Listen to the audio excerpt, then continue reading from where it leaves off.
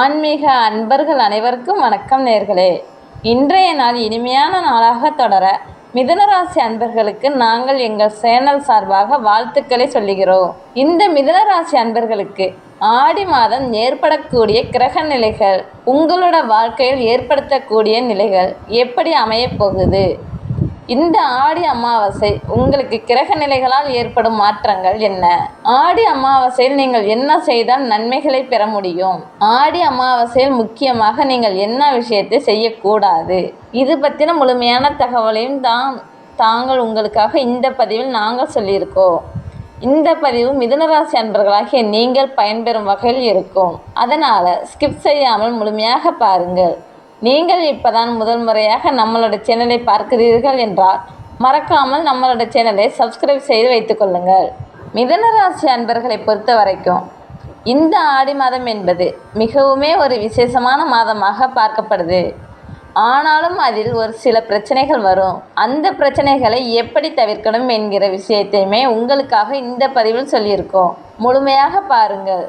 புதன் பகவானை ராசி அதிபதியாக கொண்டவர்கள் தான் மிதுன ராசி அன்பர்கள். நீங்கள் உங்களுடைய வாழ்க்கையில் எல்லா விதத்திலுமே சிறப்பான விஷயங்கள் நடக்கணும், நல்ல முன்னேற்றம் வரணும் அப்படின்னு நினைத்தீங்கன்னா புதன்கிழமையில் பெருமாள் வழிபாட்டை மிதுனராசி அன்பர்கள் செய்தீங்கன்னா நன்மைகளை பெற முடியும். ஏன் அப்படின்னா உங்கள் ராசி அதிபதி புதன் பகவான்.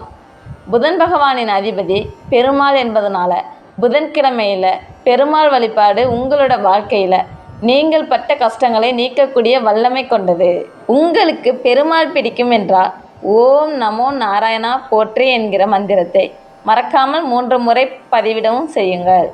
அதே போல் நவக்கிரகத்தில் இருக்கும் புதன் பகவானுக்கு புதன்கிழமையில் நெய் தீபம் ஏற்றி வழிபட்டீங்கன்னா உங்களுடைய வாழ்க்கையில் நல்ல முன்னேற்றங்கள் வருவதை கண்கூடாக காண முடியும். நீங்கள் நினைத்த நல்ல விஷயங்கள் ஒன்றன் பின் ஒன்றாக நடப்பதை கண்கூடாக காண்பீர்கள். உங்களுக்கு புதன் பகவான் பிடிக்கும் என்றாலும் ஓம் கம் புதனே போற்றி என்கிற மந்திரத்தையும் மறக்காமல் 3 முறை பதிவிடவும் செய்யுங்கள். சரி வாங்க, நாம் இப்போ இந்த ஆடி மாதம் நீங்கள் என்ன செய்ய வேண்டும், ஆடி மாதத்தில் என்ன சிறப்புகள் இருக்குது என்பதை முதல்ல பார்க்கலாம். ஆடி மாதம் என்றால் இருக்கிற 12 மாதத்திலுமே இந்த மாதம் ஒரு தனி சிறப்பு வாய்ந்ததாக பார்க்கப்படுது. ஏனெனில் மாதங்களை பொறுத்த வரைக்கும் உச்சிராயணம் தட்சாயணம் என்று 2 பிரிவு இருக்குது. இதில் தட்சாயன புண்ணிய காலம்தான் இந்த ஆடி மாதத்தில் துவங்குது. ஆடி மாதத்தில் இருந்து மார்கழி மாதம் வரைக்குமே இந்த காலம், தை முதல் ஆணி வரைக்குமே உத்திராயணம். சூரிய பகவானுடைய இயக்கத்தை வைத்துதான் இது வரையறை செய்கிறார்கள். அந்த வகையில் இந்த ஆடி மாதம் சூரியனிலிருந்து சூட்சம சக்திகள் வெளிப்படும். ஆடி மாதத்தை சக்தி மாதம் என்று கூட சொல்லுவார்கள். ஆடி பட்டம் தேடி விதை என்கிற பழமொழி உருவானது இல்லையா? அது ஆடி மாதம் நாம் பயிர் செய்தால் தை மாதம் மறுபடிக்கு சரியாக இருக்கும் என்பதற்கான. அது மட்டுமில்லாமல் உத்திராயண காலத்தில் சூரியனிலிருந்து வெளிப்படக்கூடிய கதிர் இருக்கு இல்லையா, அதெல்லாம் இந்த ஆடி மாதம் சூரிய ஒளிக்கதிர் விவசாயத்துக்கு மிகவுமே உகந்ததாக இருக்கும். நாம் இந்த ஆடி மாதம் சுற்றுப்புறத்தை எல்லாம் தூய்மையாக்கி, அதுவும் பாருங்கள், அம்மன் வழிபாடு செய்யக்கூடிய ஒவ்வொரு தலத்திலுமே இந்த ஆடி மாதம் மிகவுமே விமர்சையாக கொண்டாடப்படும். ஆடி மாதம் வேப்பிலை அம்மனுக்கு சாத்துவார்கள், கூழூத்தும் விழா நடத்துவார்கள். இதற்கு காரணம் என்ன அப்படின்னு பார்த்தா, ஆடி மாதத்தில் கிடைக்கக்கூடிய வேப்பிலை கொழுந்து இருக்குது இல்லையா, அது மிகவுமே சக்தி வாய்ந்ததாக இருக்கும். ஆடி மாதத்தில் பொதுவாகவே காற்று அதிகமாக வீசும். அதனால் இந்த காலத்தில் எளிதில் ஜீரணக்கூடிய வகையிலான உணவு, இந்த கூழ் இதெல்லாம் சாப்பிட்டால் மிகவுமே நல்லது. நம்மளோட ஆரோக்கியத்துக்குமே சிறப்பானதாக இருக்கும். அதனால தான் பாருங்கள், நம்மளோட முன்னோர்கள் இந்த ஆடி மாதத்தை எவ்வளவு அழகாக சொல்லி வைத்திருக்கிறார்கள் அப்படின்னு. இந்த ஆடி மாதம் என்ன செய்யலாம் என்பதை பார்க்கலாம். ஃபஸ்ட்டு, ஆடி அமாவாசை தினத்தன்று நாம் விரதம் இருந்து நம்மளோட முன்னோர்களை வழிபட்டால் மிகவுமே நல்ல பலன்களை பெற முடியும். அதுவும் இந்த மற்ற அமாவாசையை விடவே ஆடி அமாவாசை மிகவுமே அதிதீக சக்தி வாய்ந்த சிறப்பு வாய்ந்த ஒரு அமாவாசையாக பார்க்கப்படுது. இந்த நாளில் நாம் இருக்கக்கூடிய விரதம் அளவில்லாத புண்ணியத்தை நமக்கு அள்ளி கொடுக்கும். ஆடி அமாவாசைக்கு மட்டும் அப்படி என்ன சிறப்பு? அன்றைய தினம் விரதம் இருந்தால் என்னவெல்லாம் நடக்கும் என்று யோசிக்கிறீர்களா? முன்னோர்களை கண்டிப்பாக நாம் வழிபட வேண்டிய ஒரு சிறப்பான மாதம்தான் இந்த ஆடி மாதம். அதுவும் ஆடி அமாவாசை மிகவுமே சிறந்ததாக பார்க்கப்படுது. முன்னோர்களுக்கு அவர்களோட மறைவுக்கு பின்னாடி நாம் செய்ய வேண்டிய பித்ருக்கடன் என்று சொல்லக்கூடிய தர்ப்பணம் செய்து விரதம் இருந்து அவர்களை நாம் வழிபட்டு வேண்டிய வரங்களை பெறுவதற்கு மிகவும் உகந்த ஒரு நாள் தான் இந்த ஆடி அமாவாசை நாள். தந்தை ஸ்தானத்தில் இருக்கக்கூடிய கிரகம் சூரியன் கடகராசியில் சஞ்சரிக்கும் மாதம் இந்த ஆடி மாதம். இந்த மாதத்தில் தாய்க்கு உரிய கிரகமான சந்திரன் தனது சொந்த வீடான கடகத்தில் ஆட்சி பெற்று சஞ்சரிக்கக்கூடிய நாள் இந்த ஆடி அமாவாசை நாள். இதனால தான் இந்த நாளில் நமக்கு முன்வாழ்ந்து மறைந்த முக்தி பெற்ற முன்னோர்களை நினைத்து வழிபாடு செய்வது அவசியம் என்று சொல்கிறார்கள். இப்படி வழிபட்டால் நிறைவேறாத ஆசைகள், சாபங்கள், இதனால் நம்மளோட பித்ருலோகத்தில் இருக்கக்கூடிய முன்னோர்களின் ஆன்மா சாந்தியடையும். நம்மளோட வாழ்க்கையில் அவர்களோட ஆசீர்வாதம் கிடைக்கும் என்று சொல்கிறார்கள். ஒருவேளை முன்னோர்கள் மறுபிறவி எடுத்திருந்தால் என்ன பண்ணலாம் அப்படின்னு கேட்டிங்கன்னா, அவர்கள் அந்த காலகட்டத்தில் நல்லபடியாக, அதாவது தான தர்மம் செய்தால் அப்போ அடுத்த பிறவியிலுமே அவர்கள் சிறப்பான வாழ்க்கையை வாழ முடியும். இப்பப்பட்ட கஷ்டம் எல்லாமே மறைந்து நல்ல ஒரு வாழ்க்கை சுபபோகம் உண்டாகும். நமக்குமே நம்மளோட தலைமுறையாக இருந்த சாபங்கள் நீங்க இந்த ஆடி அமாவாசை நாளில் முன்னோர்கள் வழிபாடு செய்வது நல்லதாக இருக்கும். இந்த ஆடி அமாவாசை உங்களுக்கு எப்படி இருக்கும் என்பதை பார்க்கலாம். இந்த மிதுன ராசி அன்பர்களை பொறுத்த வரைக்கும் இந்த ஆடி மாதம் பொருளாதார ரீதியாக நல்ல முன்னேற்றம் வரும். எதிர்பாராத பல நன்மைகள் கிடைக்கும். காரியத்தில் இருந்த தடை தாமதம் நீங்கிவிடும். புதிய முயற்சிகள் அனுகூலமான பலனை கொடுக்கும். சொல்ல போனால் செல்வாக்கு அதிகரித்திருக்கும்.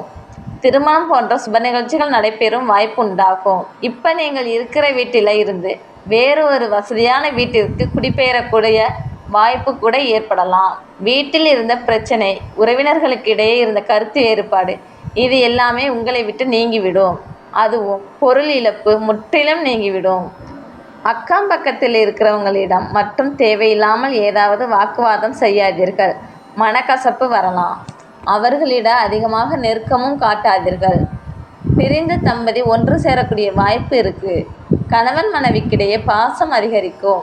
சிலருக்கு குழந்தை பாக்கியம் கிடைக்கக்கூடிய யோகம் கூட உண்டாகியிருக்கும். சகோதரர் மற்றும் சகோதரிகிட்ட கொஞ்சம் அனுசரணையாக நடந்து கொள்ளுங்கள்.